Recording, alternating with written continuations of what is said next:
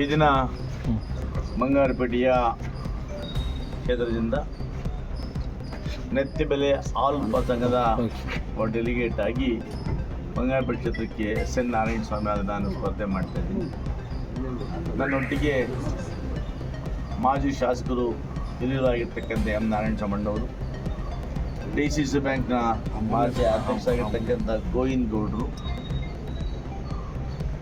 ಮಾಜಿ ಕೋಲಾರ ಜಿಲ್ಲಾ ಅಧ್ಯಕ್ಷ ಆಗಿರ್ತಕ್ಕಂಥ ಚಂದ್ರಾರೆಡ್ಡಿ ಅವರು, PLD ಬ್ಯಾಂಕ್ನ ಮಾಜಿ ಅಧ್ಯಕ್ಷ ಆಗಿರ್ತಕ್ಕಂಥ HK ನಾರಾಯಣ ಸ್ವಾಮಿ ಅವರು ಮತ್ತು ಚಂದ್ರಕುಮಾರ್ ಆದಿಯಾಗಿ ನಮ್ಮ ಗ್ಯಾರಂಟಿ ಸಂಘದ ಅಧ್ಯಕ್ಷ ಆಗಿರ್ತಕ್ಕಂಥ ಪಾರ್ಥ ತಂಡವರು, ಶಂಸುದ್ದೀನ್ ಬಾಬಣ್ಣವರು ಮತ್ತು ಎಲ್ಲ ಮುಖಂಡರು ಕೂಡ ಇರ್ತೀವಿ.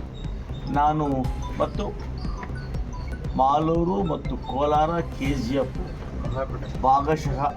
ಭಾಗಶಃ ಕೋಲಾರ ಮಹಿಳಾ ಕ್ಷೇತ್ರಕ್ಕೆ ಸಂಬಂಧಪಟ್ಟಂತೆ ಬಂಗಾರಪೇಟೆಯ ಶ್ರೀಮತಿ ಪ್ರತಿಭಾರವರು ಕೂಡ ನಮ್ಮೊಟ್ಟಿಗೆ ಹೊತ್ತು ನಾಮಿನೇಷನನ್ನು ಸಲ್ಲಿಕೆ ಮಾಡಿದ್ದಾರೆ.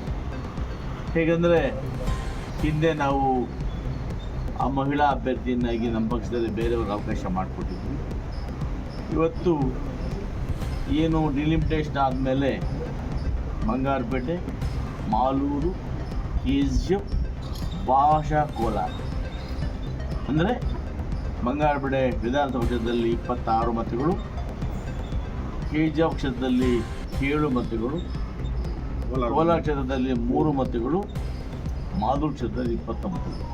ಅಂದರೆ ಒಟ್ಟಾರೆಯಾಗಿ ಇವತ್ತು ನಾವು ಹೆಚ್ಚು ಮತ ಹೊಂದಿರತಕ್ಕಂಥ KGF ಮತ್ತು ಬಂಗಾರಪೇಟೆ ಈ ಭಾಗದಿಂದ ಮಹಿಳಾ ಅಭ್ಯರ್ಥಿಯನ್ನಾಗಿ ಪ್ರತಿಭಾ ಅವರನ್ನು ಕಣಕ್ಕಿಳಿಸಬೇಕು ಅಂತೇಳಿ ನಮ್ಮ ಪಕ್ಷದ ಎಲ್ಲ ಮುಖಂಡರು ಸೇರಿ ತೀರ್ಮಾನ ಮಾಡಿ ಇವತ್ತು ನಾವು ಮಹಿಳಾ ಅಭ್ಯರ್ಥಿಯನ್ನಾಗಿ ಶ್ರೀಮತಿ ಪ್ರತಿಭಾ ಅವರನ್ನು ಕಣಕ್ಕಿಳಿಸಿದ್ದೇವೆ. ಮತ್ತು ಸಾಮಾನ್ಯ ಕ್ಷೇತ್ರಕ್ಕೆ ನಾನು ಇವರೆಲ್ಲರ ಆಶೀರ್ವಾದದಿಂದ ಸ್ಪರ್ಧೆ ಮಾಡ್ತೇನೆ.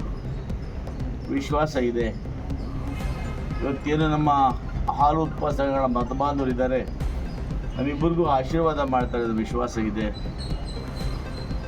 ಆ ವಿಶ್ವಾಸದಲ್ಲಿ ನಾವಿಬ್ಬರು ಎಲ್ಲರ ಹಿರಿಯರ ಆಶೀರ್ವಾದದಿಂದ ಕೂಡ ಗೆಲ್ತೀವಿ ಅನ್ನೋ ಒಂದು ಆಶಾಭಾವನೆಯನ್ನು ಇಟ್ಕೊಂಡು ಇವತ್ತು ಸ್ಪರ್ಧೆ ಮಾಡ್ತೇವೆ. ಪಕ್ಷ ಅಂದರೆ ಬೆಂಬಲ ಇರಲ್ವಾ? ನಮ್ಮ ಪಕ್ಷದಿಂದ ಹಾಕಿದರೆ ಖಂಡಿತ ಕೂಡ ನನ್ನ ಬೆಂಬಲ ಇದ್ದೇ ಇರುತ್ತೆ.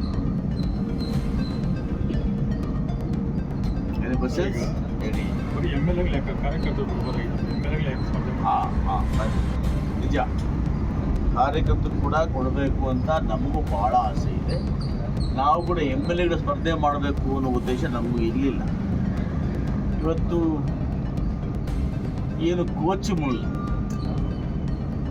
ನಾನು ಪದೇ ಹೇಳಕ್ಕೆ ಹೋಗೋದಿಲ್ಲ, ಏನಾಗಿದೆ ಹೋಗಿದೆ ಅಂತ ನಾನು ಹೇಳ್ತಾ ಇದ್ದು ಪ್ರಯೋಜನ ಇಲ್ಲ.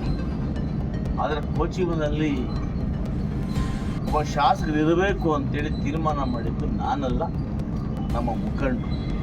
ಹಾಗಾಗಿ ಆ ಮುಖಂಡರು ಒತ್ತಾಯ ಮೇಲೆ ನಾನು ಸ್ಪರ್ಧೆ ಮಾಡ್ತಾ ಇದ್ದೀನಿ. ಮುಂದೆ ಒಂದು ದಿವಸ ಮತ್ತೆ ಕಾರ್ಯಕರ್ತರು ಬಯಸಿದರೆ ಬಿಟ್ಕೊಡ್ಲಿಕ್ಕೆ ಕೂಡ ತಯಾರಾಗಿದೆ.